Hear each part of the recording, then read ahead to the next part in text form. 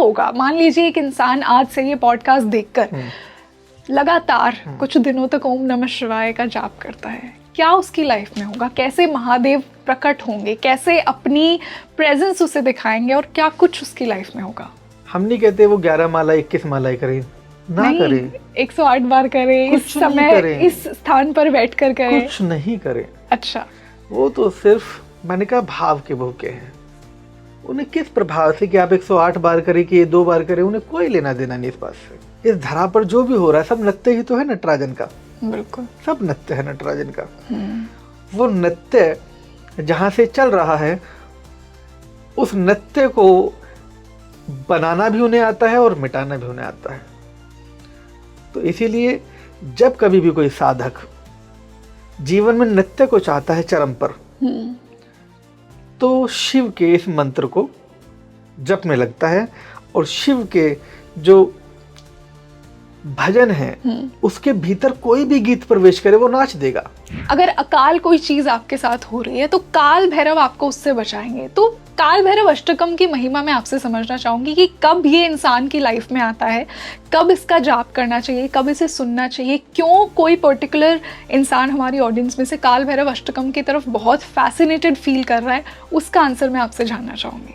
जब कोई साधक इस मंत्र को जपता है भाव से, मतलब एक भाव विभोर होकर, तो उसके जीवन में वह घटित होता है मानो कि जिस प्रकार मुरुगन भगवान कार्तिकेय देवादिदेव महादेव जो देवताओं के सेनाधिपति हैं, जो उनकी भी रक्षा करते हैं, वो भी उनके सामने आकर उनका प्रकट होकर उनकी रक्षा करने लगते हैं। रावण रचित शिव तांडव स्तोत्र कहा जाता है कि ये अपने नाद के लिए ही इतना लोगों से कनेक्ट करता है। इसमें भी एक उग्र स्वरूप है क्योंकि महादेव तांडव कर रहे हैं। तो जो इंसान शिव तांडव स्तोत्र का जाप करता है निरंतर, उसकी लाइफ में क्या होता है? आपके भीतर अवसाद यदि हो, मानसिक तनाव हो, आपके भीतर आपकी बहुत लो फील कर रहे हो, एनर्जी बहुत डाउन हो और आपको एकदम से एनर्जी यहाँ से यहाँ लेकर आनी हो चरम पर, तो शिव तांडव स्तोत्रम है।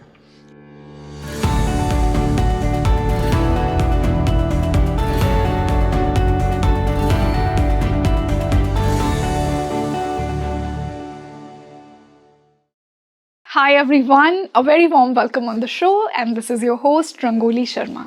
देखिए, अगर आज आपने इस पॉडकास्ट पर क्लिक किया है ना, तो आई स्ट्रांगली बिलीव कि कहीं ना कहीं महादेव ही चाहते हैं कि आप उनके थोड़ा सा और नज़दीक आ जाएं। आज हर उस इंसान के लिए जो कि महादेव को अपना पिता समझते हैं, अपना दोस्त समझते हैं, अपना इष्ट समझते हैं, इस पॉडकास्ट के ज़रिए मैं उस हर इंसान को थोड़ा सा और क्लोज लेकर आना चाहती हूँ उनके, और मैं भी इस पॉडकास्ट के थ्रू थोड़ा सा और क्लोज उनके आना चाहती हूँ।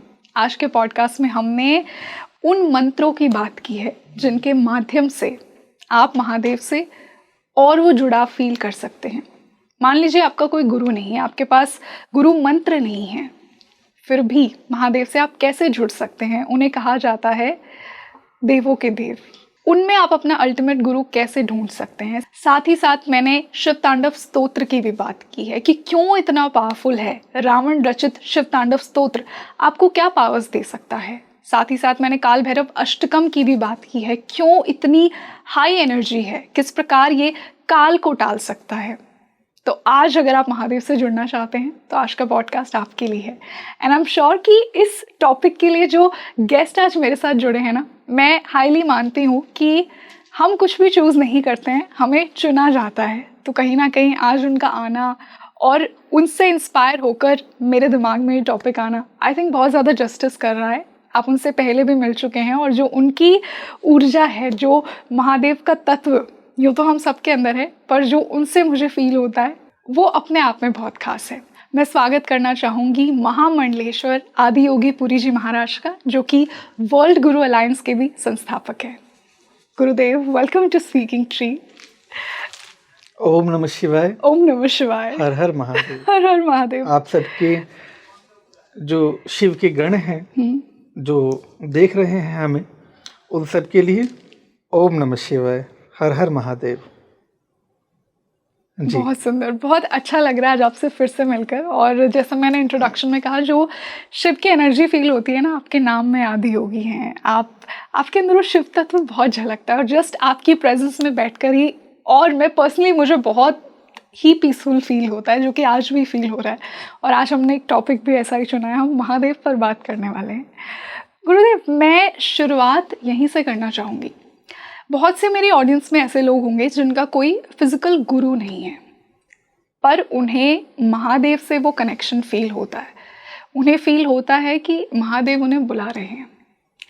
किस प्रकार, कौन से मंत्रों के माध्यम से एक बिगिनर वो कनेक्शन महादेव से फील कर सकता है? जैसे हम ओम नमः शिवाय की बात करते हैं, महामृत्युंजय मंत्र की बात करते हैं, पर हमें विधियां नहीं पता हैं किस प्रकार की जाएं, तो कैसे चुना जाए? यही मेरा पहला सवाल होगा आपसे। बहुत सुंदर। महादेव तो महादेव हैं, और आप भी लाडली हैं महादेव की। बिल्कुल। और ये सब भी लाडले हैं। महादेव का जो सबसे प्रिय मंत्र है और सबसे बड़ा महामंत्र है इस संसार का, वह है ओम नमः शिवाय। ओम ब्रह्मांड का मूल है, पोर्टल है। तो जब उस नाद को उत्पन्न करते हैं तो ब्रह्मांड सुनता है। तो आप नमः शिवाय, न नभ मैं जल शी अग्नि वै वायु ये आकाश, ओम नमः शिवाय बोलते ही पूरी प्रकृति, समस्त ब्रह्मांड, ये लोक के इस पोर्टल के खुलते ही सक्रिय हो जाती है। तो सबसे बड़ा महामंत्र यही है, ओम नमः शिवाय। अब आपने सवाल किया, क्या इसके लिए गुरु की आवश्यकता है, किसी दीक्षा की आवश्यकता है? जी। आपको हैरानी होगी ये जानकर कि जब कोई व्यक्ति गुरु खोजने चला है, और इस संसार का असली गुरु कौन है, पूरे विश्व का जो गुरु है, जिसे हम विश्व गुरु कहते हैं, जिसका विश्व है वही विश्व गुरु है जी। तो वो तो देवों के देव महादेव हैं, वही असली विश्व गुरु हैं। तो उन्हें जानने के लिए किसी फिजिकल गुरु की आवश्यकता नहीं है। नहीं है। वो भाव के अधीन है, वो भाव से मिलते हैं, वो प्रभाव और विधि परिधि के बाहर हैं। उन्हें आप प्रभाव से नहीं पा सकते। वाह। उन्हें तो सिर्फ भाव से पा सकते हैं, सिर्फ भाव। बहुत सुंदर। और जब आप भाव प्रगाढ़ करते हैं, जब आपका हृदय भर आता है प्रेम से उनके लिए, तो वो स्वयं प्रकट होते हैं। और ओम नमः शिवाय जब आप जपते हैं तो आपको वही भजने लगते हैं, स्वयं शिव वहाँ प्रकट होते हैं। और जब कोई व्यक्ति पूछता है गुरु, हम यहाँ सप्तऋषियों को गुरु कहते हैं, उनके आज जो वर्तमान में जितने डीएनए चल रहे हैं सब उनके गुरु हैं, उनकी शिष्य हैं। उनको आज हम गुरु बनाने का, हमें भी आप कहेंगे एक डीएनए, हमें भी एक गुरु बनाने का, लेकिन हम सबके जो गुरु हैं वो महादेव हैं। महादेव बाहरी गुरु नहीं है, महादेव आपके भीतरी गुरु हैं। भीतरी गुरु हैं? भीतरी गुरु हैं मतलब जो आपके भीतर ही विद्यमान है।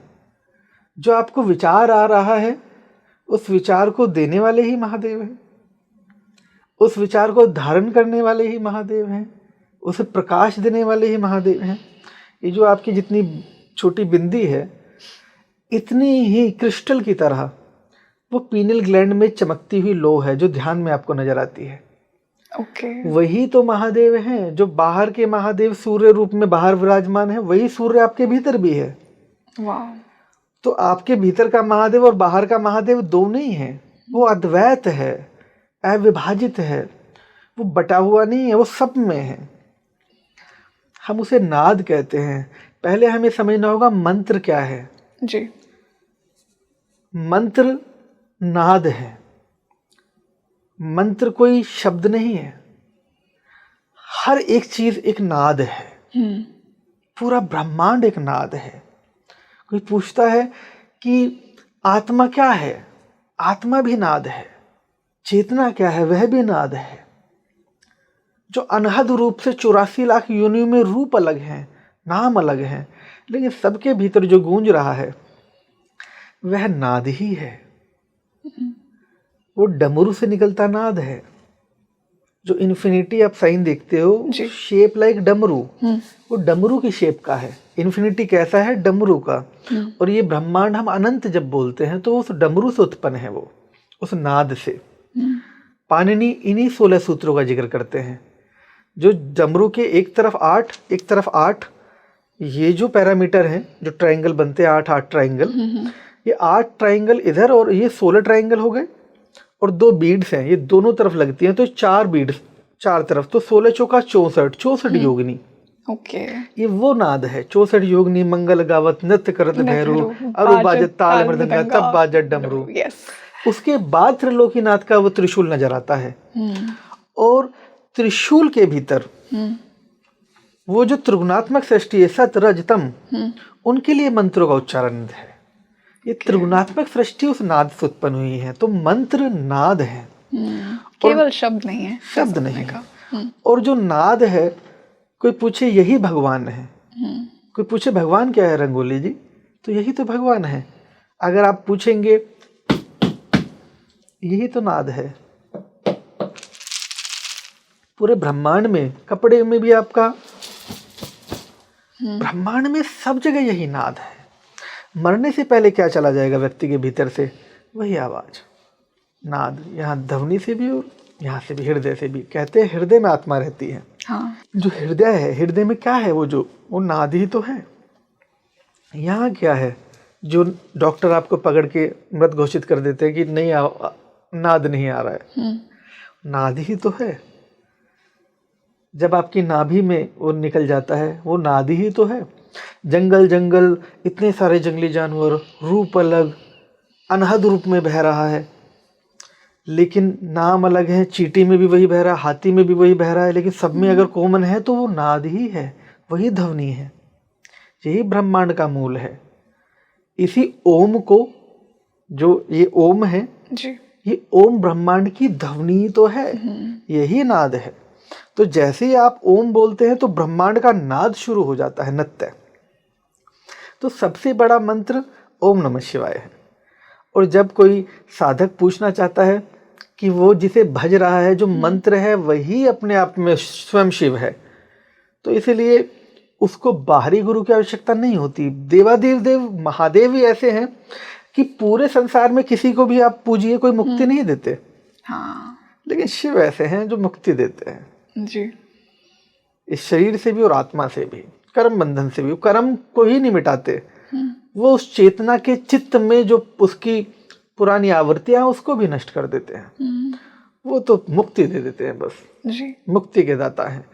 तो इसलिए वो विधाता प्रभाव का भूखा है ही नहीं, वो तो सिर्फ भाव का भूखा है, सिर्फ भाव का। बहुत सुंदर।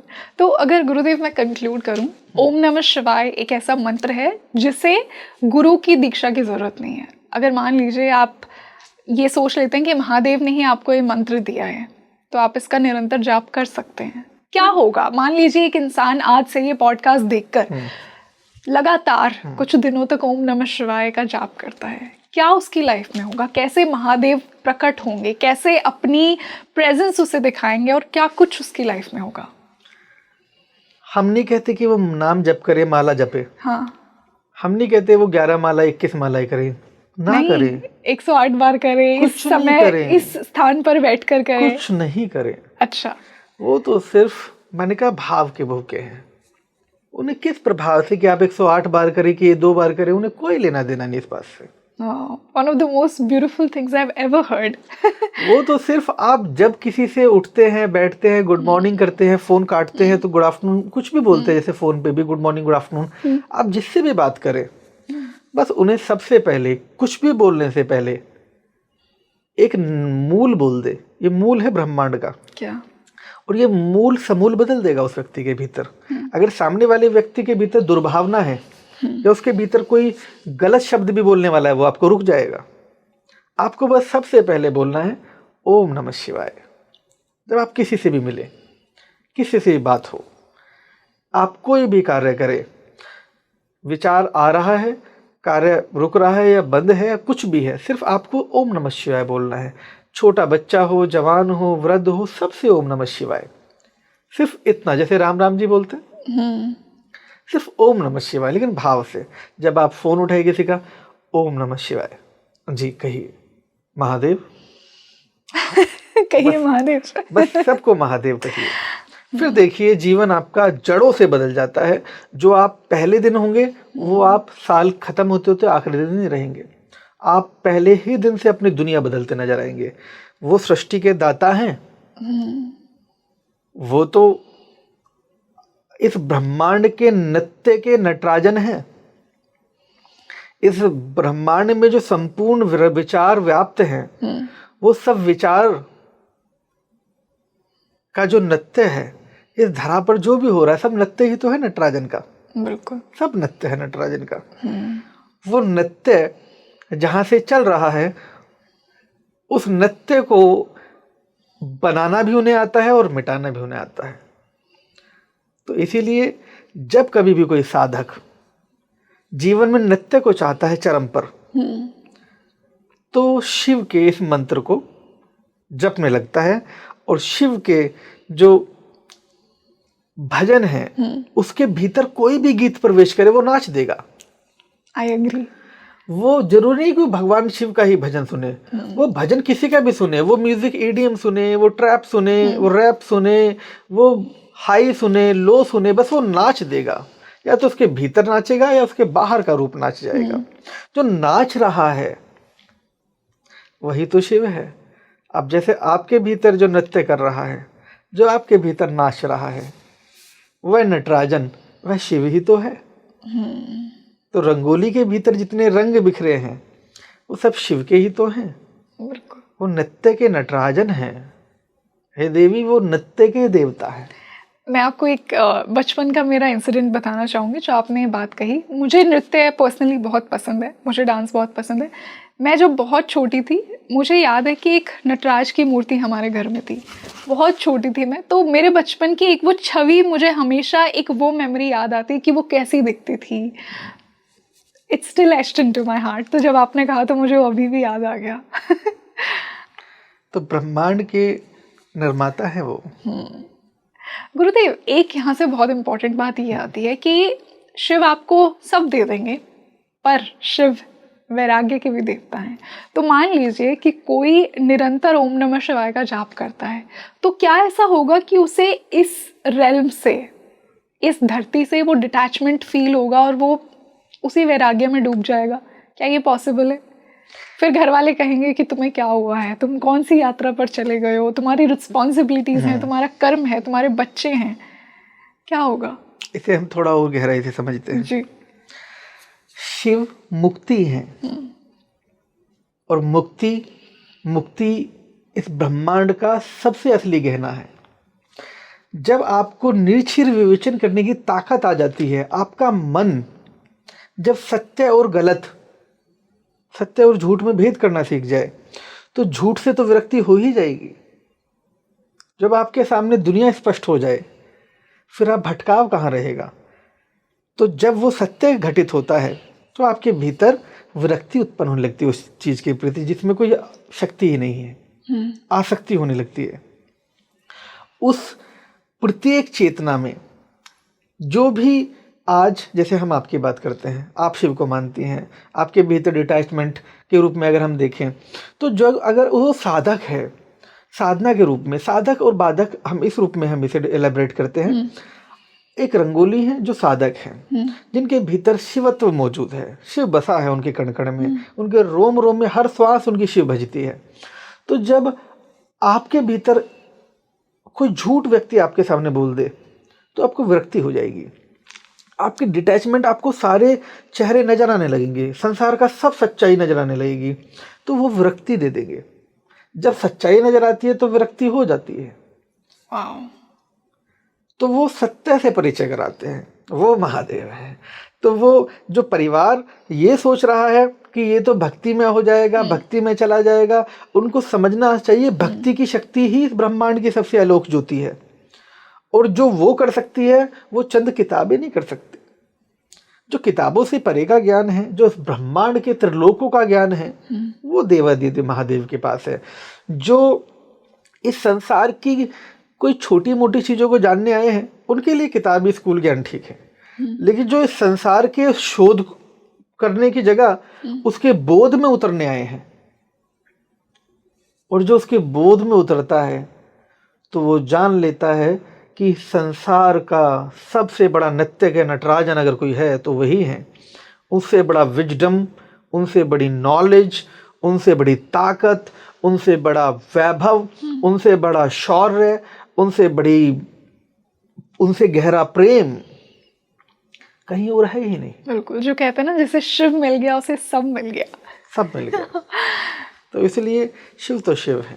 यस, आप भी शिव की लाडली हैं, और आपके ये तो सब लाडले हैं ही महादेव के। जी। तो इसलिए उस शिवत्व को जानने के बाद कोई इच्छा शेष नहीं रहती, क्योंकि वह जान लेता है कि जो वो इच्छा जान रहा है वह स्वयं भी शिव है। इसीलिए ओम नमः शिवाय स्वयं में इस ब्रह्मांड का मूल मंत्र है। बाकी सब मंत्र बनाए जाते हैं, ये मंत्र प्रकट है। अच्छा, ओम नमः शिवाय प्रकट मंत्र है। प्रकट मंत्र है। नमः शिवाय ये पंच महाभूत का ही तो पूरा ब्रह्मांड बनाया हुआ है। आपका शरीर, ये सारी जितनी भी चीजें हम भौतिक देख रहे हैं, ये पंच महाभूत से बनी है। तो जब हम नमः शिवाय बोलते हैं, हाँ, तो पंच महाभूत को प्रणाम करते हैं। और ओम लगाने से क्या हो जाता है? पंच महाभूत आकार ले लेती है, मैनिफेस्ट हो जाता है। ओम नाद है। गुरुदेव, मैंने ऐसा सुना है कि जब आप ओम हटा देते हैं ना नमः शिवाय के सामने से, तो वो ज्यादा पावरफुल हो जाता है। क्या ये बात सच है?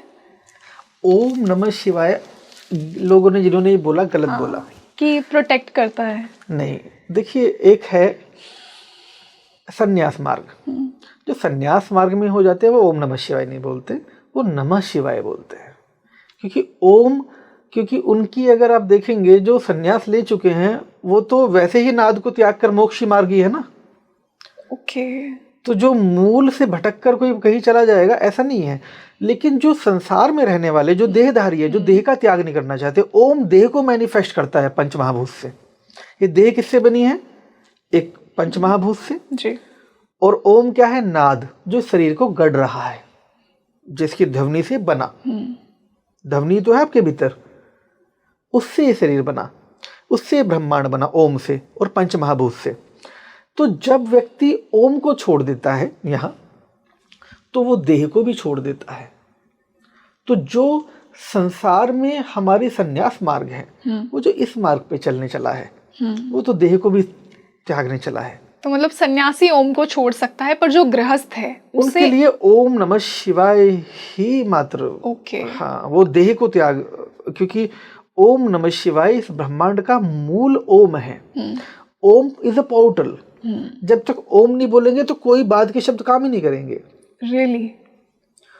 ओम एक ड्रॉप है। जैसे आप एक जल में ड्रॉप गिरी तो आप देखते हैं उसका डायमीटर कैसे बनता है, गोलाई में। जल में आप कंकर मारेंगे, गोलाई में बनता है ना वो। तो ऐसे ही जब आप ओम बोलते हैं तो ब्रह्मांड की वो ध्वनि पूरे ब्रह्मांड को खोल देती है। पोर्टल खुल गया। वंस वी सेड चेंट ओम। ओम ये वाला ओम नहीं कि ओम AUM, ऐसा शब्द जिसे गूंगा भी बोल दे, जो शब्द नहीं है, जो नाद है। ये हमारे ओम हम नहीं बोलेंगे, मैं अपने आप प्रकट होगा। ओके। ठीक है, मैं जीभ भी नहीं हिलाऊंगा। तो ऐसी ध्वनि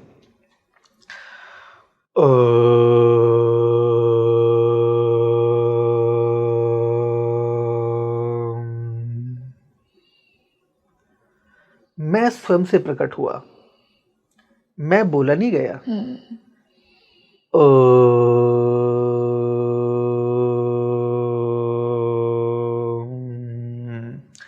मुख बंद होने से मैं स्वयं से ध्वनि बनी, मैं नहीं बोला गया।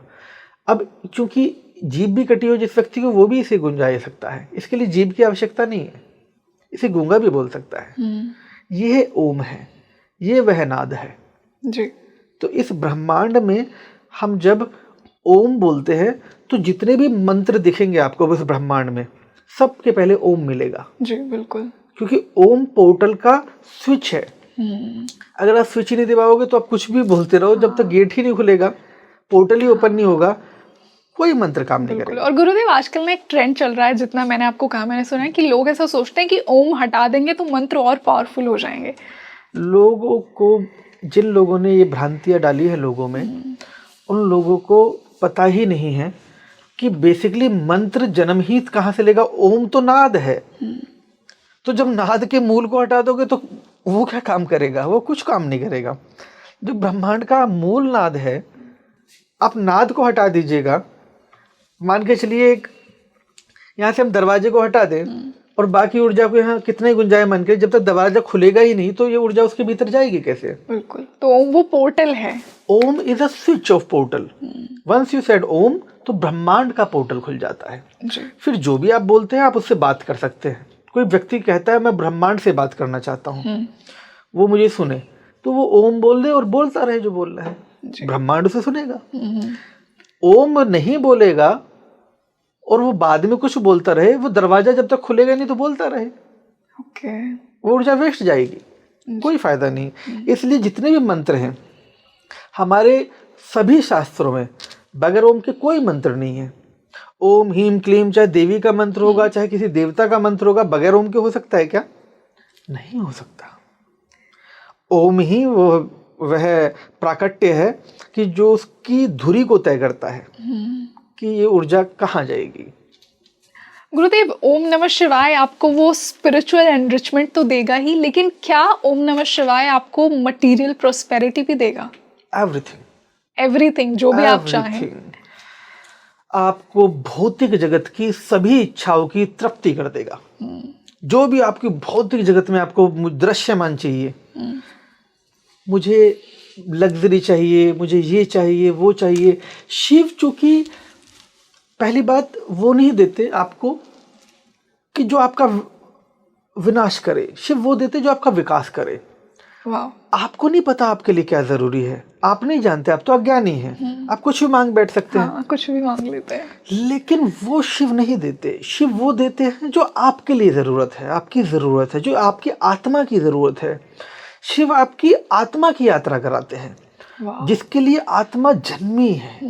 जो प्लान उन्हें पता है पर हमें नहीं पता, हम भूल जाते हैं। जिसके लिए आत्मा आई है, जिसके लिए वो जन्मी है, शिव उस एकत्व से जोड़ते हैं। तो इसीलिए जब साधक ओम नमः शिवाय बोले तो वो तो उसके ब्रह्मांड के उस बस सुंदर यात्रा के नृत्य को साक्षी बनकर, सिर्फ साक्षी बनकर अन्य नृत्य को देखे, वो मात्र चाहेगा और सब हो होगा। करने की जरूरत भी नहीं है, सब होगा। कर्ता का भाव भी चला जाएगा। जो कर रहा है वह भी वह सब नहीं जानेगा, वो जानेगा ये भी ऊर्जा बस करा रही है, सब हो रहा है। बस आपकी यात्रा में ज्यादातर चीजें आपने किया हुई, अपने आप हुई। आप यहाँ बैठी हैं, हमारा मिलने में आपने मिलना तय किया, ये सब हुआ। आपके शरीर में जो घट रहा है, इतना सब जो तंत्र बन रहा है आपके शरीर के भीतर, हर कोशिकाएं न जाने कितनी बन चुकी, कितनी मर चुकी, जब से हम बात कर रहे हैं। तो इसमें भी जो नृत्य है, इन कोशिकाओं का जो नृत्य है, इन कोशिकाओं में जो नृत्य कर रहा है, क्या वो कॉन्शियसली आप परफॉर्म कर रही हैं? नहीं, आपका तो ध्यान भी नहीं है उधर। तो इसीलिए शिव तो नटराजन के नृत्य है, देवता है नटराजन के। तो इसीलिए आप जब भी कोई भी साधक, आपके चैनल के माध्यम से हम ये कहना चाहेंगे, शिव को पूजने के लिए आप किसी गुरु को तलाशने जाएं कि मुझे गुरु मिलेगा तभी मैं शिव को ध्याऊंगा, ऐसा नहीं। वो तो भीतरी गुरु है आपके, जो भीतर है वही शिव है। जो श्वास ले रहे हो वही शिव है, वही नाद है। बगैर नाद के तो जब शिव चला जाएगा तो आप डेड बॉडी हो जाओगे। जब भीतर से नाद ही चला गया, जब शिव चले गए, फिर कौन बचा? फिर कोई नहीं बचता। तो इसलिए शिव तो आपके भीतर है जी। उस भीतर के शिव को पहचानो, बाहर का शिव सब प्रकट होगा। बहुत सुंदर गुरुदेव। ऑल्दो आपने ये कहा कि महादेव सिर्फ भाव के भूखे हैं, उन्हें प्रभाव की जरूरत नहीं है, पर मैं ऐसा मानती हूँ कि जिस प्रकार हम किसी से प्रेम करते हैं, उनसे रोज बात करते हैं, उन्हें बताते हैं कि हम उनके बारे में क्या फील करते हैं, तो चाहे ओम नमः शिवाय के माध्यम से ही क्यों नहीं, हमें वो वार्तालाप जारी जरूर रखनी चाहिए। मैं पर्सनली ऐसा मानती हूँ। बट इसी से गुरुदेव मैं और मंत्रों पर भी जाना चाहूंगी। जैसे हम महामृत्युंजय मंत्र सुनते हैं और भी महादेव के जो मंत्र हैं, इन मंत्रों पर कब जाना चाहिए और ये मंत्र आपको कब चुनते हैं? एक चेतना के विकास के लिए है और एक चेतना की सुरक्षा के लिए है। अच्छा। चेतना मतलब आत्मा। चेतना जो ध्वनि है, क्या है? चेतना ध्वनि है। आप इतनी दूर से हमसे बैठे बातें कर रहे हैं, तो हमारे भीतर क्या ट्रांसफॉर्म हो रहा है? ध्वनि, एक चेतना इस ध्वनि से उस ध्वनि को स्पंदित कर रही है। तो चेतना ध्वनि है। तो जैसे ही आप ओम नमः शिवाय बोलेंगे तो वह उस यात्रा को आगे बढ़ाएगा, निर्क्षीर विवेचन की क्लैरिटी के साथ आपकी यात्रा को आगे बढ़ा देगा। जो महामृत्युंजय मंत्र है वह उस देह की रक्षा करेगा, जो नमः शिवाय पंच महाभूत शरीर की, किसकी? पंच महाभूत शरीर की रक्षा करने क्या के लिए। ओम नमः शिवाय रक्षा नहीं करेगा हमारी? निश्चित तौर पे करेगा, लेकिन क्या है, जब व्यक्ति के भीतर भय सताता है, भय के यानी काल के भी परे, महाकाल से जो मिलना चाहता है, क्योंकि काल शरीर का एक काल है, शरीर की एक अवधि है, लेकिन उस अवधि की परिधि के भी जो परे महाकाल है, वो महामृत्युंजय मंत्र, वहां से वो महाकाल से भी वो उस काल को जीत लाएगा। काल से भी जो जीत ले वो महाकाल है। बहुत सुंदर। गुरुदेव, जैसे आपने काल की बात की, महाकाल की बात की, मैं काल भैरव अष्टकम की बात करना चाहूँगी। जो आपने मुझे बात कही कि जो हमें मृत्यु से भी बचा ले, काल भैरव को काल समय का देवता कहा जाता है, और काल भैरव अष्टकम इतना पावरफुल माना जाता है कि कोई भी अगर नेगेटिव एनर्जी आपके अराउंड है, अगर अकाल कोई चीज़ आपके साथ हो रही है, तो काल भैरव आपको उससे बचाएंगे। तो काल भैरव अष्टकम की महिमा मैं आपसे समझना चाहूँगी कि कब ये इंसान की लाइफ में आता है, कब इसका जाप करना चाहिए, कब इसे सुनना चाहिए, क्यों कोई पर्टिकुलर इंसान हमारी ऑडियंस में से काल भैरव अष्टकम की तरफ बहुत फैसिनेटेड फील कर रहा है, उसका आंसर मैं आपसे जानना चाहूँगी। कालों के काल, जब एक अकाल मृत्यु से कोई डरता है, लेकिन काल के बाद आता है अकाल, और अकाल के बाद आता है महाकाल। इसमें जो काल भैरव है, आपके भीतर जब कभी भी इस संसार में रमन करते हुए कभी भी एक नेगेटिव एनर्जी मतलब जो आपको लगता है आपका संहार कर देगी, जो आपको भय से भर देगी, या आपकी सृष्टि पर जो आपकी जिंदगी है उसको तबाह कर देगी या परेशान कर देगी, या कोई किसी भी व्यक्ति से परेशान है, कोई व्यक्ति उसे परेशान कर रहा है, तो वहाँ काल की बुलावा होता है। वहाँ काल एक टाइम डायलेशन है, काल इस टाइम जी। तो जो काल के जो टाइम डायलेशन है वो समय को पीछे ले जाने की ताकत रखते हैं, समय को आगे ले जाने की ताकत रखते हैं, क्योंकि समय है, वो समय को बांधना उनके हाथ में है। तो जब कोई साधक इस मंत्र को जपता है भाव से, मतलब एक भाव विभोर होकर, तो उसके जीवन में वह घटित होता है मानो कि जिस प्रकार मुरुगन भगवान कार्तिकेय, देवादिदेव महादेव, जो देवताओं के सेनाधिपति हैं, जो उनकी भी रक्षा करते हैं, वो भी उनके सामने आकर उनका प्रकट होकर उनकी रक्षा करने लगते हैं। मुरुगन जो इस संसार की महासेनाधिपति, हम बोलते हैं महासैन्य अधिपति, महासैन्य मतलब जो महासेना है इस ब्रह्मांड की, उसके जो अधिपति हैं वो हैं भगवान मुरुगन। तो जो उस काल की गणना के परे जाकर अगर कोई इस धरती पर जब कोई उसका नष्ट करने का प्रयास करता है, बगैर अकाल मृत्यु जिसे हम बोलते हैं, तो उसको आकर कोई ताकत देता है, वो काल भैरव है। और काल भैरव निश्चित तौर पर शिव आदेश पर कार्य करते हैं, और बगैर शिव के, क्योंकि वो शिव के भैरव हैं जी। और भैरव में आप सुनती हैं तो भैरवों में दशवक्त्र भैरव है, एक है अष्ट भैरव, एक है दशवक्त्र भैरव। दशवक्त्र भैरव है, जिन्हें रावण ने भी अपने शीश काट के 10 बार चढ़ाए, वो दशवक्त्र भैरव। तो काल भैरव भी उनके अधीन है।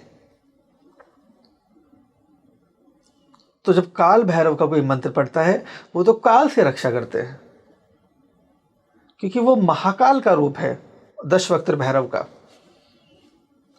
भगवान देवी का जैसे उग्र रूप माता का महाकाली है, भगवान शंकर का ऐसे ही एक उग्र रूप है महाकाल, वह दशवक्त्र भैरव का रूप है। तो ये जो हमारे अष्ट भैरव हैं, ये सभी एक्टिवेट हो जाते हैं उसकी सुरक्षा में।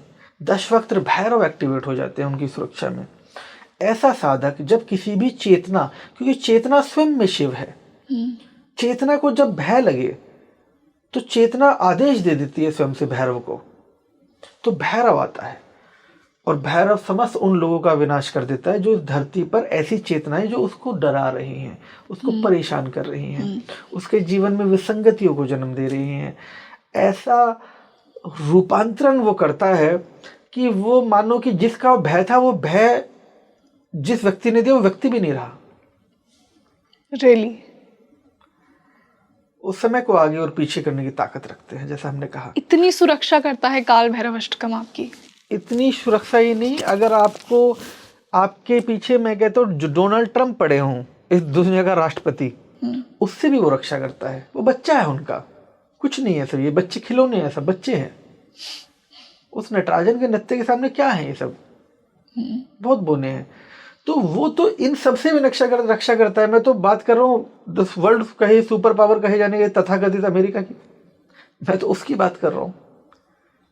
तो ऐसे लोग इस धरती पर हुए जिन्होंने काल भैरव को पूजा, काशी के भैरव को पूजा, काल भैरव को पूजा। वहां जाकर उन्होंने अपने भाव को समर्पित किया। भाव से समर्पित है वो भी काल भैरव, ये भी समझ लीजिएगा, क्योंकि उनको आप प्रभाव में उन्हें भी नहीं बांध सकते। है तो शिव ही ना। हाँ, शिव का ही वो एक पुत्र रूप कह सकते हैं कि जो उन्होंने ही अपनी ही एक ऊर्जा से एक एनर्जी को जन्म दिया। और अष्ट दिशाओं में जब हम अष्ट लक्ष्मी की बात करते हैं तो भैरव का एक रूप उग्र है, लेकिन इसका एक रूप डेप्थ में स्पिरिचुअल है। ये आपको महादेव के करीब ले जाता है।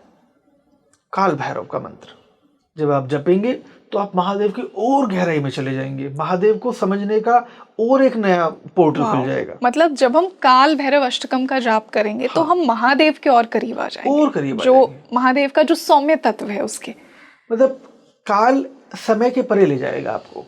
तो जो आपको अभी दिख रहा है कि भैरव है, उग्र है, वैसा रूप है, लेकिन फिर आपको एक दूसरा रूप भी नजर आएगा। लेकिन वो तब नजर आएगा क्योंकि भैरव को जब वो आप सिद्ध करते हैं, ये साधकों का विषय है वैसे जी, क्योंकि जो सिर्फ चैंटिंग कर रहा है भैरव की, तो वो जब वो जो उसकी चैंटिंग जो है वो उसकी साधना बन जाएगी, तब उसके भीतर वह रूप घटित होगा। फिर पता चलेगा कि उससे खुद डरने की जरूरत नहीं है, वो तो स्पिरिचुअल ताकत है उसकी। वो उस व्यक्ति के भीतर जो विकार आया, जिस व्यक्ति के भीतर आपके प्रति, उस विकार को जड़ों से मिटा देंगे। विकार नहीं मिटेगा तो विचार ही, वो बुलबुला ही नष्ट हो जाएगा व्यक्ति का। तो वो काल भैरव है। तो काल भैरव अष्टकम बस यही है कि जब किसी से ये प्रयोग जब करें तो उसके ऊपर तभी करें कि जब आपको लगे कि हाँ, क्योंकि ये मंत्र अपने आप में एक आम मंत्र नहीं है। तो जिस प्रकार हम ओम नमः शिवाय का जाप करते हैं उस प्रकार काल भैरव अष्टकम का नहीं कर सकते हैं। सुरक्षा के दृष्टिकोण से कर सकते हैं। जो अपनी तरफ चारों तरफ एक सुरक्षा घेरा बनाना चाहते हैं, एक दिव्य ऊर्जा उनके चारों तरफ हमेशा रहे जो उनकी रक्षा करती रहे, उन लोगों को काल भैरव अष्टकम करना चाहिए। लेकिन जिनको भय नहीं है, जिनको, तो बेवजह काल भैरव को बुलाना। और मान लीजिए अगर किसी ने किया तो भैरव है। फिर भैरव क्या करेंगे? भैरव चेतना के आधार पर निर्णय लेंगे। जैसे हमारे यहाँ 12 चेतनाएं हैं, 12 ज्योतिर्लिंग हैं, 12 प्रकार की राशियां हैं, तो उन राशियों के आधार पर उनकी जो चेतना का स्तर है उसके हिसाब से उन्हें वो क्रम देंगे। क्योंकि भगवान शंकर ने भैरवों को जिसलिए चुना है, वो भैरवों से को इसलिए चुना है कि वो स्वयं से उनकी रक्षा, मतलब एक होता है ना कि जैसे द्वारपाल बना दिया जाता है, द्वारपाल है भैरव। अच्छा। तो जब आप जब द्वार को पार करेंगे तो कौन मिलेगा? महादेव मिलेंगे। इसीलिए हमारे यहाँ पर ऐसा नहीं है कि जैसे आप इस मंत्र को नहीं कर सकते, इस मंत्र को कर सकते हैं। निश्चित तौर पर कुछ चीज़ों में एक विधान होता है, लेकिन जैसे हम इन मंत्र की बात कर रहे हैं, इन मंत्रों को जो भगवान महादेव में श्रद्धा रखता है, भाव रखता है, उसका तो ये सिद्ध होगा। लेकिन जो थाली लेकर, बहुत बड़े बड़े फूल लेकर, पंडाल लेकर खड़ा हो, रथ गाजे बाजे के साथ खड़ा हो, उन्हें इस चीज से कोई फर्क नहीं पड़ता। एक तरफ देवता खड़े थे फूलों की थाल लिए हुए, और एक तरफ उनका एक दानव खड़ा था मांस का टुकड़ा लिए हुए। तो उन्होंने किसे स्वीकारा? जो भाव से खड़ा था। उन्हें किसी प्रभाव की जरूरत नहीं, वो भाव के भूखे हैं। उन्हें क्या प्रभाव? आप देव भी उसके, दानव भी उसके मन भेद का भाव नहीं। श्रद्धा नहीं देखेगा तेरी जब मन ही तेरा साफ नहीं। तो मन देखता है, वो तो वहां पड़ता है जहाँ न्यूट्रल फॉर्म है।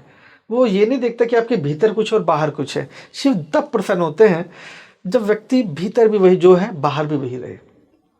और शिव वो नहीं सुनते हैं, जो भीतर है वही बाहर वही है। बाहर। बहुत सुंदर। गुरुदेव, मैंने ये भी सुना है कि काल भैरव अष्टकम से ना आपका नेगेटिव कर्म भी कटता है, आपका खुद का। हमने बात की कि सुरक्षा तो करते हैं, लेकिन आपका खुद का भी जो आपने नेगेटिव कर्म किया है जन्मों जन्मों से, काल भैरव अष्टकम में उसे भी काटने की ताकत है। वो किस प्रकार होता है? हमने कहा काल के पास एक ताकत है आज समय को आगे और पीछे करने की। तो जो पीछे घटा है वो वहीं पर उसे ले जाकर काट देता है, सूक्ष्म में यूं ही काट देगा। आपको जन्म लेने की जरूरत नहीं है फिर उसके लिए। काल के पास आपको एक यंत्र मिल जाए, काल भैरव एक यंत्र है, मान लीजिए कि आप समय के पीछे जाकर अपने कर्म बंधन को काट सकते हैं। तो वो उसकी ताकत क्या है? कर्म बंधन को काटना ताकत है, या जिससे आप काट पा रहे हैं वो टाइम डायलेशन, वो टाइम डायलेशन है। तो वो समय को आगे और पीछे ले जाने की दोनों की ताकत रखते हैं। तो जब व्यक्ति के भीतर उसकी चेतना में जितनी पुरानी उसकी यात्राएं हैं, उसमें जो भी उसका कर्म बंधन है, वो उन सब कर्म बंधनों से क्योंकि मुक्ति दे देते हैं, और मुक्ति देंगे तभी तो शिव से मिलेंगे। बगैर मुक्ति के शिव तक कैसे पहुंच पाएंगे? इसलिए जब तक उसके भीतर अंधकार रहेगा, उस अंधकार का विनाश काल करता है, शिवत्व को प्रकट करता है जी, वही भैरव है। गुरुदेव, आपने इस कॉन्वर्सेशन के बीच में एक बात कही कि आपका मंत्र सिद्ध हो गया है। कौन से ऐसे साइंस हैं कि जो आप ओम नमः शिवाय चैंटिंग कर रहे हैं या काल भैरव अष्टकम पढ़ रहे हैं, क्या साइंस है एक इंसान की लाइफ में कि उसका मंत्र सिद्ध हो गया है? जैसे ही उसका मंत्र सिद्ध होगा, उसके भीतर एक असीम शांति होगी। सबसे पहली बात, चिंता मुक्त हो जाएगा वो व्यक्ति। ओके। भय मुक्त हो जाएगा वो व्यक्ति, क्योंकि महाकाल की सेना निर्भीक होती है, निर्भीक, भय के परे। जब मंत्र सिद्ध होगा तो उस व्यक्ति के जीवन में जितनी भी दुनिया है वो प्रकाशित होने लगेगा अपने आप ही। वो किसी से भी नहीं मिलना चाहता, वो तब भी दुनिया उसे जान जाएगी। उसके पास अपने आप ही लोग अपने आप पहुंचने लगेंगे जहां भी वो होगा। उसकी जो छोटी चीज होगी, मतलब छोटी से छोटी चीज भी वो चाहेगा, बड़ी से बड़ी चीज भी चाहेगा, तो उसके लिए मात्र खेल हो जाएगा, सब खेल।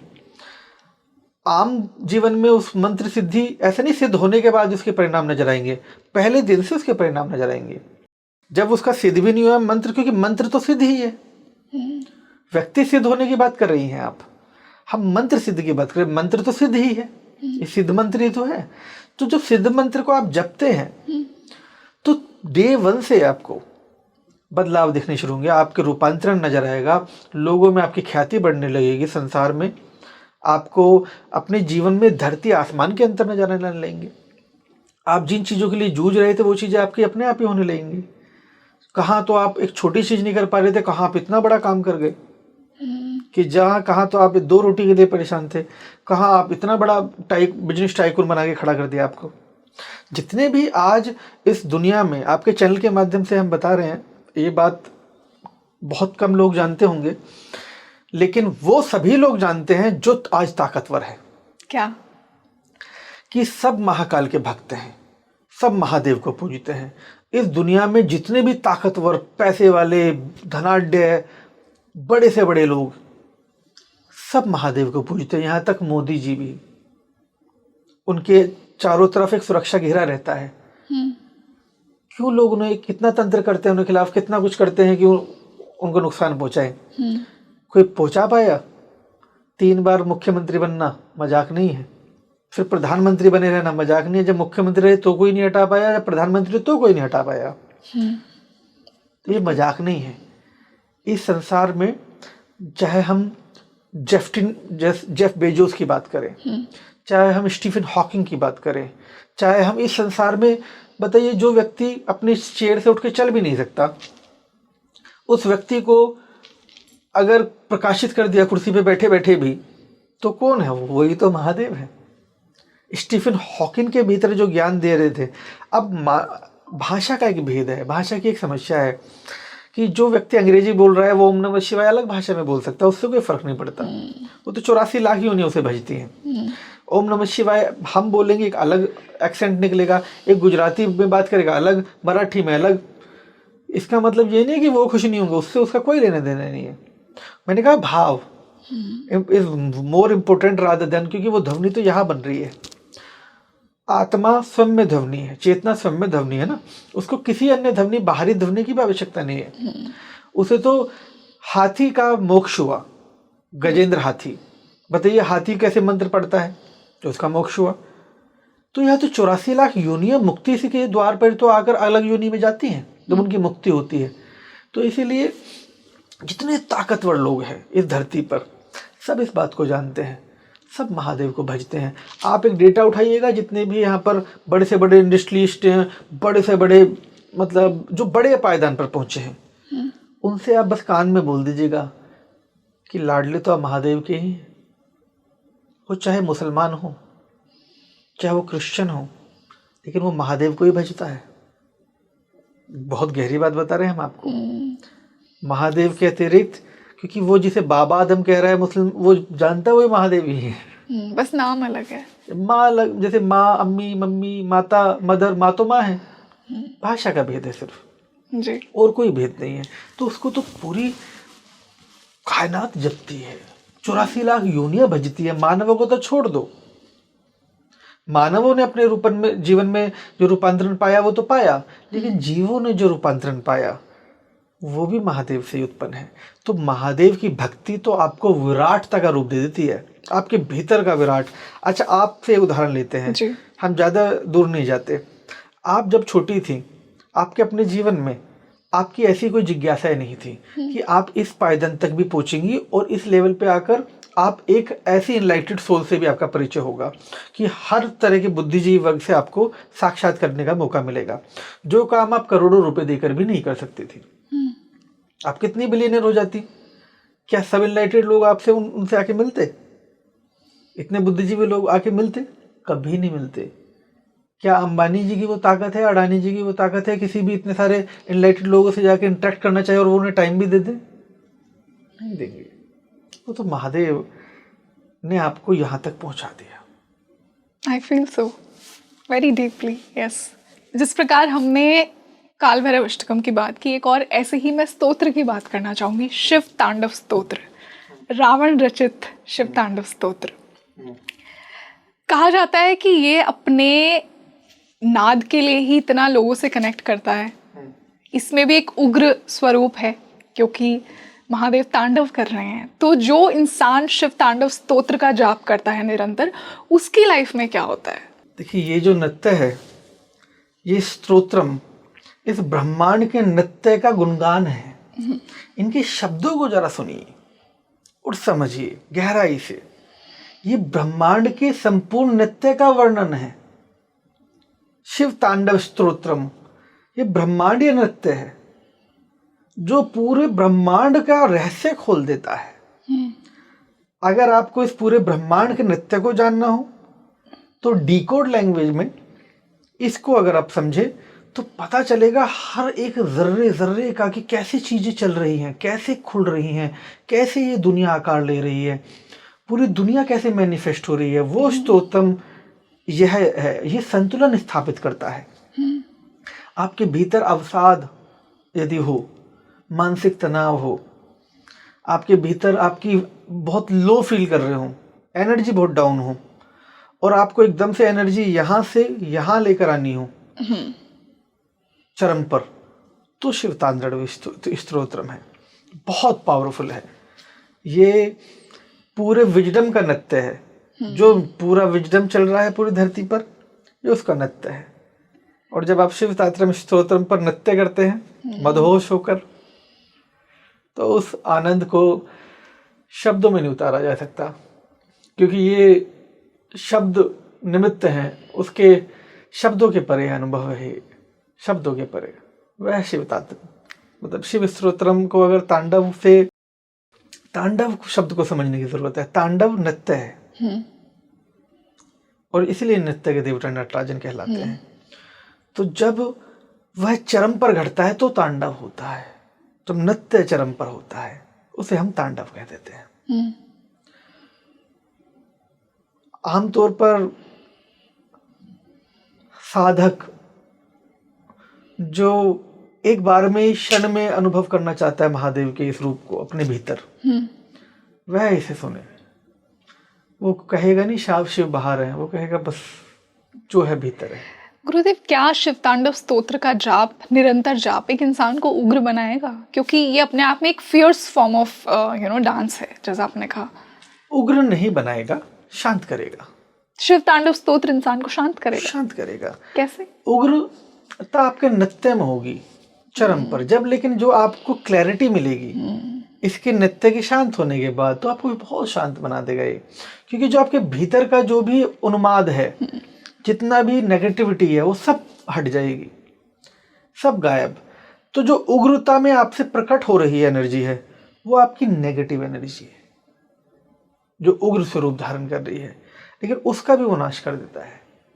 उसके बाद वो एक असीम शांति दे देता है, असीम शांति, ऐसी शांति जो संसार में किसी भी कर्म को करने से नहीं मिल सकती, किसी भी वस्तु को पाने से नहीं मिल सकती, ना भौतिक ना अभौतिक।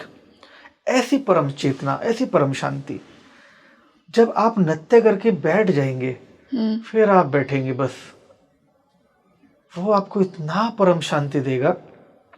नृत्य के तुरंत बाद अगले ही पल में जो द्वार खुलेगा वो परम शांति का द्वार होगा। उसी को हम बोलते हैं चेतना का आकाश, pure consciousness, pure vibration, pure energy. नृत्य के बाद, नृत्य के भीतर तांडव नृत्य कर रहा है, तब तो नृत्य आप चरम पर करते हैं। लेकिन जब नृत्य शांत हुआ और फिर वो बैठ गया ध्यान में, जब शिव को हम नृत्य करते देखते हैं, नृत्य के नटराजन कहलाते हैं। और जब वही शिव ध्यान में बैठते हैं तो आदि काल के पहले आदि योगी कहलाते हैं। तो वो ध्यान घटता है नृत्य के बाद, चरम पर, तांडव होने के बाद। पर क्या एक आम इंसान के अंदर वो पात्रता है कि वो शिव तांडव स्तोत्र और काल भैरव अष्टकम जैसी जो हाई एनर्जी है उसको बैलेंस कर पाए? वो करेंगे ना बैलेंस, आप करता है ही नहीं, आप करने वाले कौन है?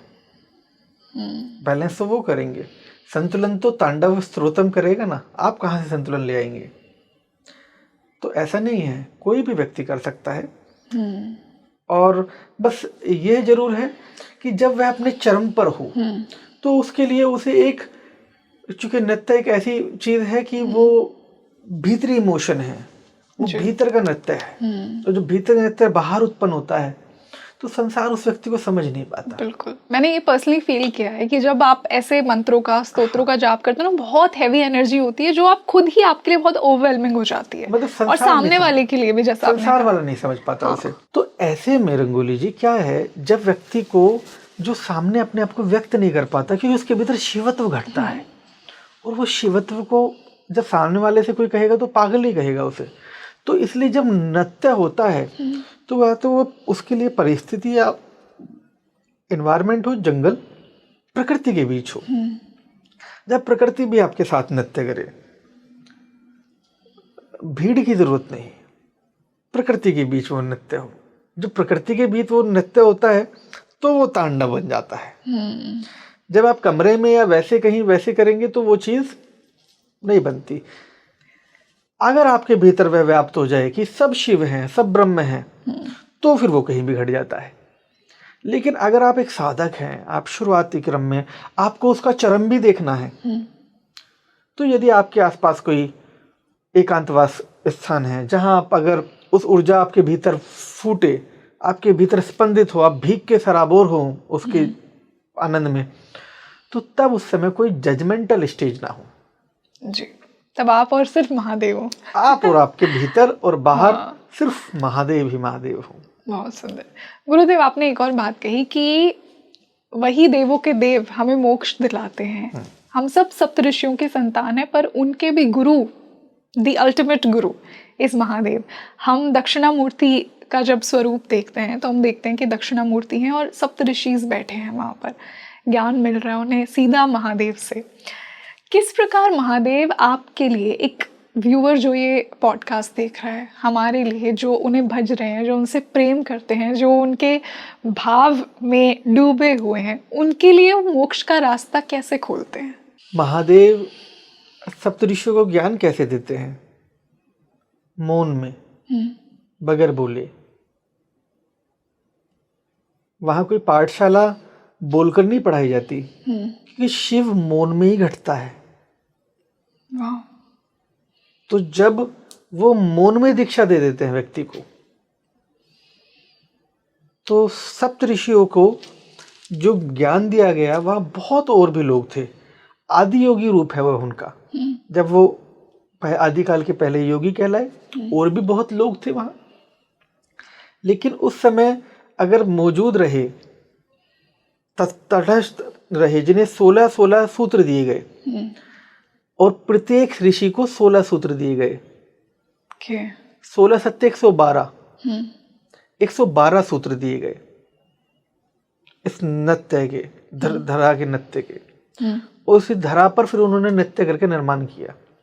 सप्तऋषियों की ही तो देन है ये, जो आज हम यहाँ बैठे हैं, आप यहाँ बैठी हैं, सब उन्हीं का तो रचा हुआ है। बिल्कुल।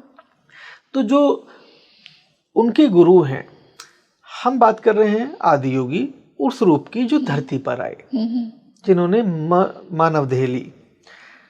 और अगर हम मोक्ष की बात करते हैं तो चूंकि शिव क्या है, शिव हर पल मोक्ष है। शिव हर पल मोक्ष है। हर पल मोक्ष है। कैसे? वह ये बोध दे देते हैं आपके भीतर कि जो तू कर रहा है वो तू है ही नहीं, वो मैं ही हूं। वो हर कर्म बंधन से मुक्ति दे देते हैं। तो कहते हैं जो विचार तू भज रहा है वो विचार भी मैं ही हूं। You are just receiver of the thought, you are not a thought, I am the server of the thought. तो वो तो उस नृत्य के डेटा सेंटर हैं, जहां से वो डेटा संचालित हो रहा है। तो जहां से डेटा सेंटर से विचार आया, आप तो सिर्फ एक पार्ट है ना, सिर्फ इस पार्ट, ये रोबोट है एक तरह का। इस रोबोट में कोई हलचल ही नहीं होगी अगर इसमें प्रकाश नहीं आएगा। अगर इसमें विचार आएगा तो ही तो ये काम करेगा जी। तो इस पूरी श्रृंखला में आप कब एक्शन करते हो? विचार आने के बाद। और इसके पहले कितना कुछ हो चुका होता है। आप तो बहुत बाद में काम कर रहे हैं ना। आपका विचार था कि आज हम मिले, आज यहाँ आए, आज आप इस टॉपिक पर चर्चा करेंगे, लेकिन वो विचार आपको दिया, आप यहाँ बैठ गए, हमें दिया, हम यहाँ बैठ के उन्हें दिया, सबको जिसको दिया, तो वो वहाँ बस मौजूद रहे। अब उसमें वो स्वयं को स्वयं जाने कि मैं अलग हूँ, ये अलग है। लेकिन अगर वो उस बोध में हो जाए, एकत्व के बोध में हो जाए, तो शिव उनको साक्षी होने का वह असीम वरदान देंगे कि तुम सिर्फ हर विचार के साक्षी हो, विटनेस हो। You are not experience. आप अनुभव करता भी नहीं हो, आप हर अनुभव के साक्षी हो। आप एक छोटा बच्चा भी रहे, आप जवान भी हुए, अब वृद्ध भी हो जाओगे। जब आप आकलन करोगे पड़ाव पर जाकर कि ये सब मेरे से ये गलती हुई, मैंने ये किया, मैंने ये किया, तो शिव कहते हैं कि तू है कौन? या दूसरा कौन है माधव? दूसरा है ही नहीं। जिसे तू स्वयं जान रहा है वो भी मैं ही हूं। तो जब विचार ही वह है तो करता भी वही है, कराने वाले भी वही हैं, जवाब भी वही है, सवाल भी वही है। सवाल भी वही है। Yes. तो इसीलिए वो तो हर पल मोक्ष दे देते हैं। वो तो ये बोध करा देते हैं कि जो इस लीला नृत्य में जो तू स्वयं को जान के लोकाचार व्यवहार में बातें कर, लेकिन सत्य को साध कि जो ये सब घट रहा है, उस सामने वाली जो रंगोली देख रही है, रंगोली कोई नर और नारी नहीं है, वो भी मैं ही हूं। जो सामने बह गया, प्रकट हो गया, हर रूप मैं हूं। जहां जहां ध्वनि है वहां वहां मैं हूं।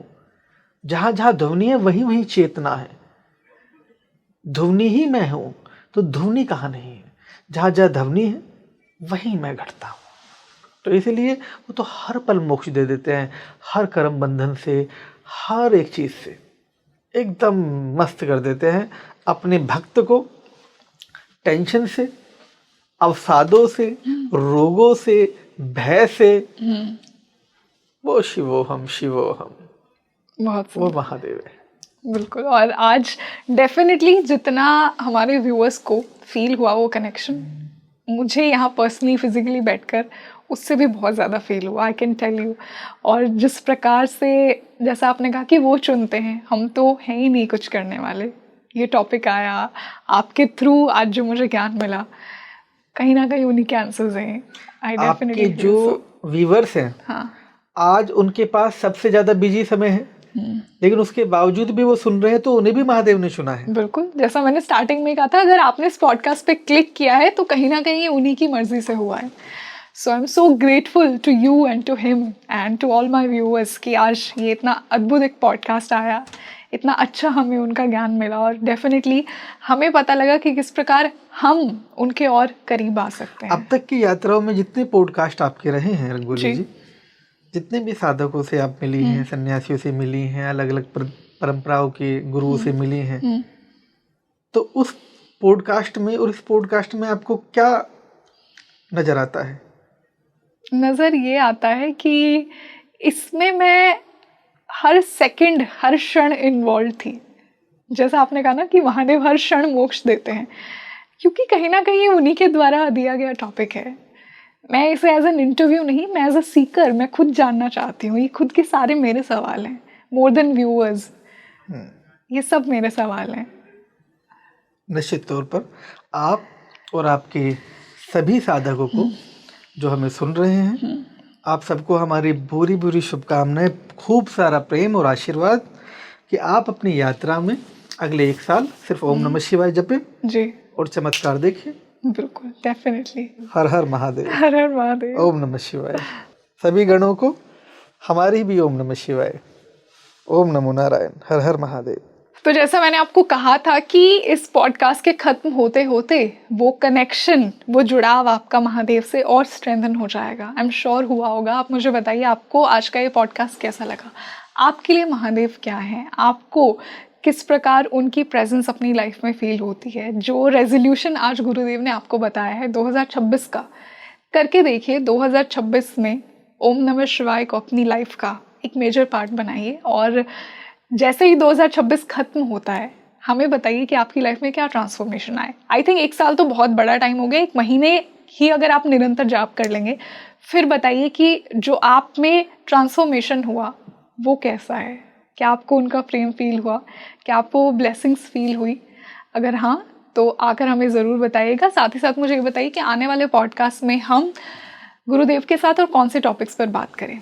मैं आपके लिए स्पीकिंग ट्री पर यूं ही इंसाइटफुल डिस्कशंस लेकर आती रहूँगी। स्पेशली शिव के तो सारे पॉडकास्ट में करना चाहती हूँ, और यही मेरा इंटेंशन है कि वो राइट नॉलेज आप तक पहुँचे। तो मैं आपके लिए एक और ऐसा ही एनरिचिंग पॉडकास्ट जल्दी लेकर आऊँगी। This is your host Rangoli Sharma. I see you in another podcast. नमस्ते।